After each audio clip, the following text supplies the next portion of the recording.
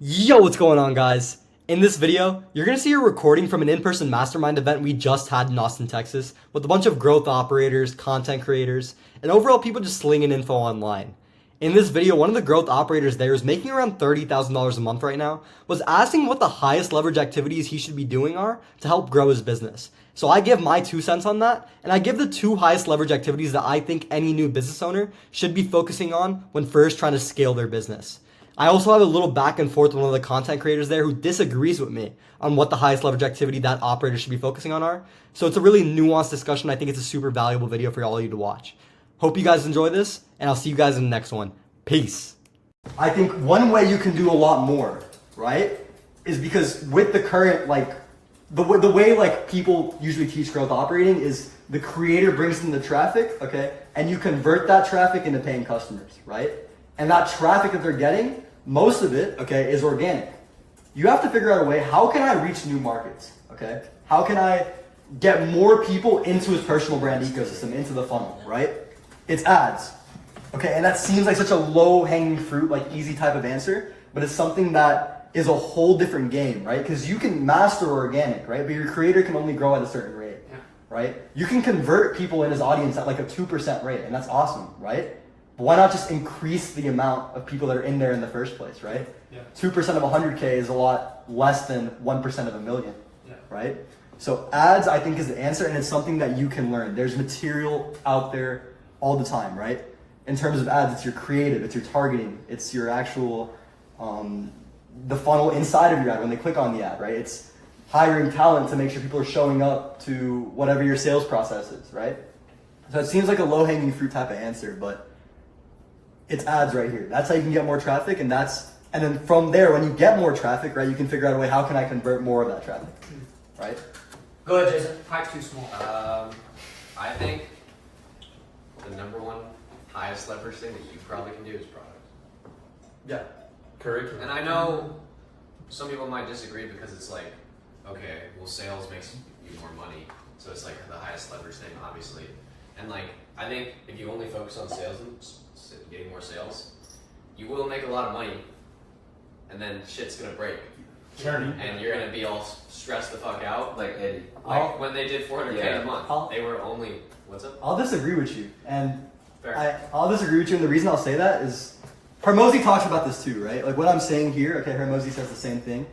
He says what you do, okay, is you figure out what works, okay, and you figure out a way, how can I first do more, okay? It's more, better, and the third thing is actually different, right? It's more, better, New, different, same thing. Yeah. It's more, better, new, right? So you want to figure out, okay, what's making me money right now, okay? Can I do more of it? 10x. So can I like make more content? Can I like take more sales calls, okay?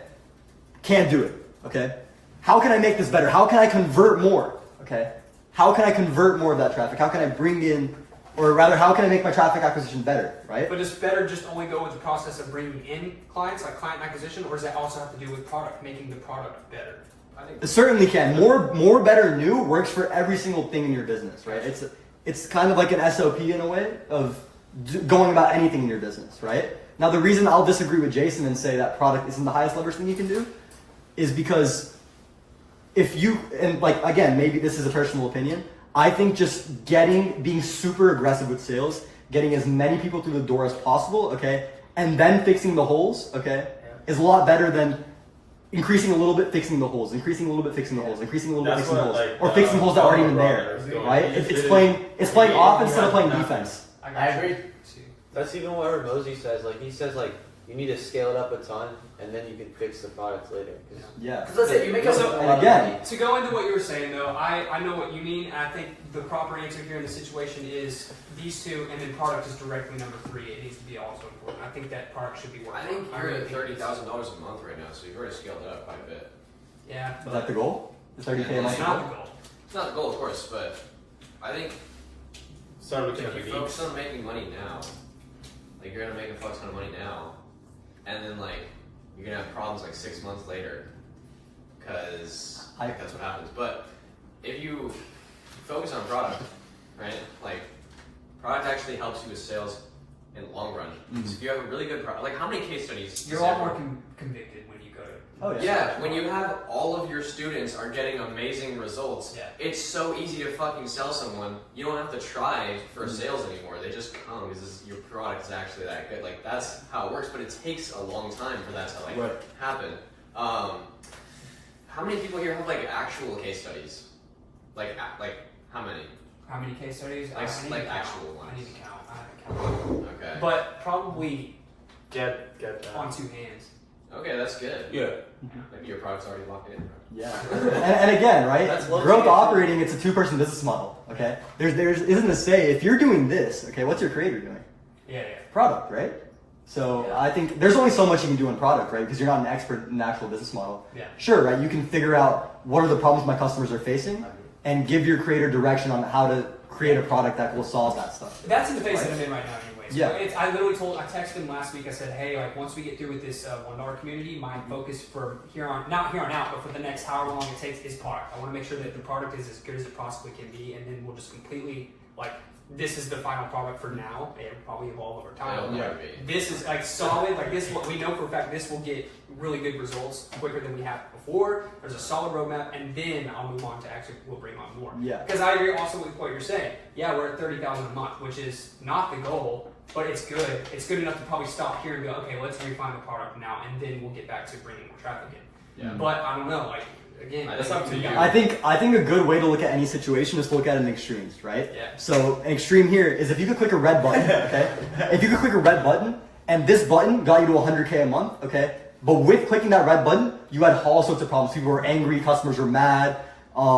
People are like, oh my god, my creator's a scammer. Would you click that button, yes or no?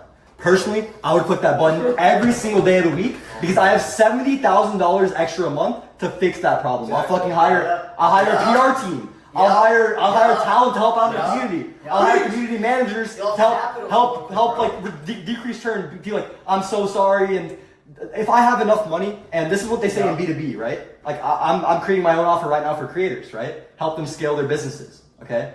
My mentor always tells me, he's like, bro, you need to first validate your offer. You need to go super aggressive with sales and see if this hypothesized offer that you have is actually something that people want. Okay. If people are saying yes to it, then you've got fucking $50,000 to figure it the fuck out afterwards. Gotcha. And when you've got that much money on the line, you're gonna figure a way out. That's the way I see it, and that's why I think these two, bar none, are the most important things. Until you're at 100K a month, Hermosi says, if you're not focusing on these two things for 90% of your time, until you're at 100K a month, you're doing the wrong things, and I could not agree more. Exactly what you said.